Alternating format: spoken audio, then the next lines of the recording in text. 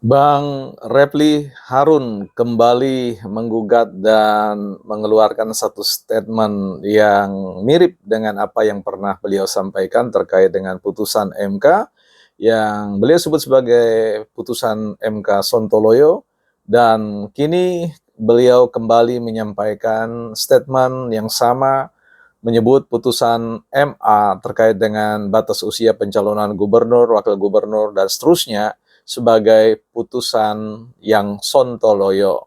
Kita akan bahas di Bukan Partai Politik. Baik, teman-teman, kita akan bahas terkait dengan pro dan kontra terkait dengan putusan MA yang dinilai kontroversial dan oleh Bang Refly Harun sebagai pakar hukum tata negara menyebut itu sebagai sebuah putusan sontoloyo ya.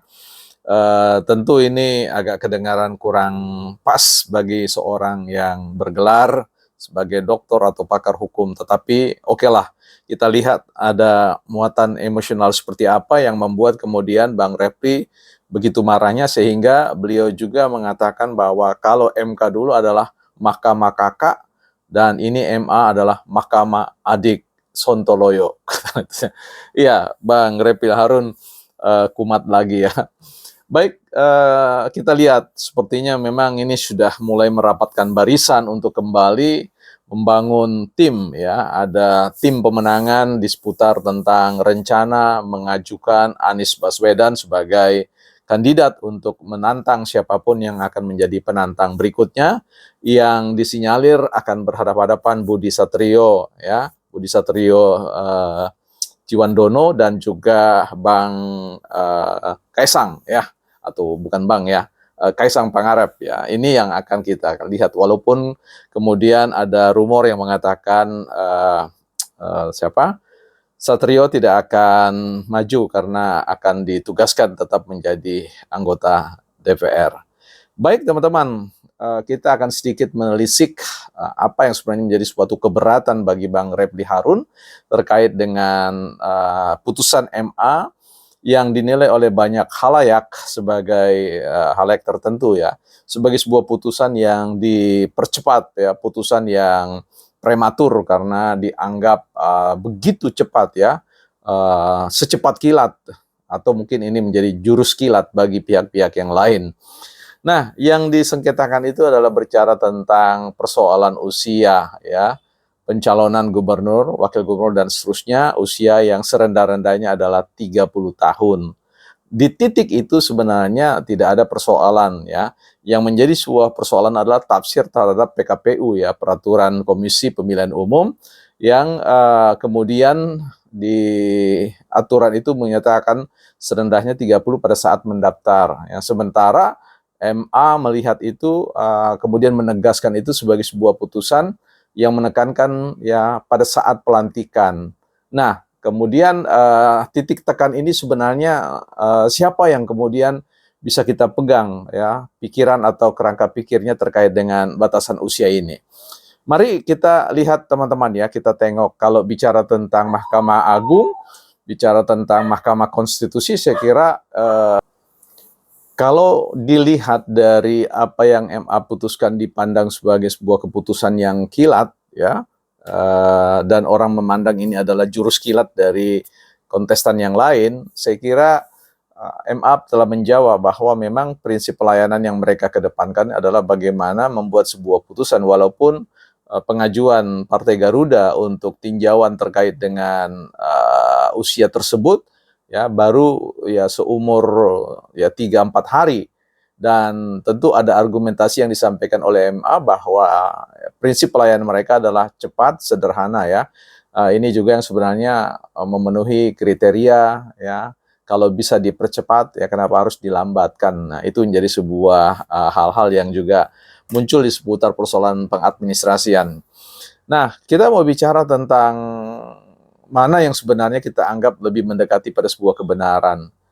Kalau menurut saya, telaah saya melihat membaca itu, kalau misalkan kita baca pada undang-undang ya, di sini ada, saya sudah download, saya baca terkait dengan pasal ya, ketentuan pasal 7 yang diubah sehingga berbunyi sebagai berikut. Ini jadi kita baca Undang-Undang Nomor 10 Tahun 2016 Pasal 7 itu, ya, setiap poin pertama, ayat pertama, setiap warga negara berhak memperoleh kesempatan yang sama, ya, untuk mencalonkan diri dan dicalonkan sebagai calon gubernur dan calon wakil gubernur, calon bupati dan calon wakil bupati, serta calon wali kota dan calon wakil wali kota. Nah, itu yang pertama. Jadi setiap orang punya hak. Kedua, calon gubernur dan calon wakil gubernur, ya, memenuhi persyaratan sebagai berikut: bertakwa kepada Tuhan Yang Maha Esa, setia kepada Pancasila, undang-undang, dan seterusnya, berpendidikan paling rendah sekolah lanjutan, tingkat atas 1 sederajat. Nah, ini yang paling menjadi sebuah titik krusial dari perdebatan.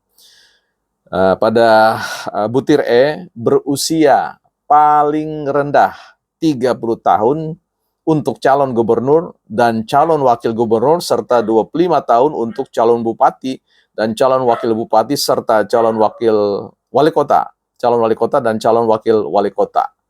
Nah, yang menjadi persoalan titik tengkarnya di situ adalah ketika, ya, PKPU dan juga yang lain membaca undang-undang ini berdasarkan PKPU itu, ya, di mana di situ dikatakan pada saat mendaftar. Nah, sementara perspektif MA ini memandang tidak ada kata di situ pada saat mendaftar, ya, hanya disebut sebagai calon. Artinya pada saat sebelum dia dilantik, ya, walaupun dia sudah mendaftar, dia juga adalah sebagai calon dan dia belum menjadi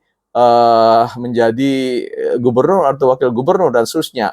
Sehingga ada ruang di mana Mahkamah Agung melihat bahwa ini adalah sesuatu yang perlu diluruskan, bahwa orang yang menjabat atau terpilih sebagai gubernur dan wakil gubernur itu berusia paling rendah 30 tahun, dan persis yang kemudian dimanfaatkan oleh penguji materi, ya, penguji undang-undang. Karena sekali lagi bahwa setiap warga negara atau kelompok manapun berhak untuk menguji undang-undang itu, ya, memperkarakan undang-undang itu karena menyangkut adanya kepentingan yang tidak terakomodir. Itu kan sah-sah saja secara positif. Artinya di sini saya melihat bahwa ini perbedaan titik tekan tafsir saja, ya. Artinya PKPU itu kemudian menafsir, ya, sebagaimana yang ditafsir oleh mereka-mereka yang tidak setuju dengan persoalan ini, ya, bahwa usia paling rendah itu pada saat mendaftar. Nah, sementara undang-undang ini yang tentu punya hierarki yang lebih tinggi itu bicara tentang persoalan, ya, usia 30 tahun sebagai calon, ya. Jadi sebagai calon itu membentang dari rentang dia ingin mendaftar, kemudian dia mendaftar, dan kemudian sampai pada posisi di mana dia akan dilantik dan genap berusia 30 tahun. Nah, inilah yang kemudian menjadi sebuah ruang yang dimanfaatkan oleh siapa saja pihak-pihak yang ingin calon-calon mereka untuk bisa berlaga di kontestasi pilkada. Sementara pihak-pihak yang lain yang merasa bahwa ini ada trauma, ya, trauma dengan bayangan mereka, adanya intervensi cawe-cawe kekuasaan di dalamnya, sehingga menganggap ini terbuka sebuah ruang bahwa, aha, ini dia kejadian terulang kembali. Nah, sehingga inilah yang membuat Bang Refil Harun mengatakan sontoloyo, ya. Nah, ini menjadi sesuatu yang menarik, ya. Memang ruang tafsir ini sangat terbuka, begitu lebar, dan sama-sama memiliki, katakanlah, sisi kebenaran yang bisa saja ini. Tetapi persoalannya adalah kita mempercayakan, ya, persoalan pengujian undang-undang ini pada lembaga tinggi negara yang memang sudah direkomendasi oleh Undang-Undang Dasar 45,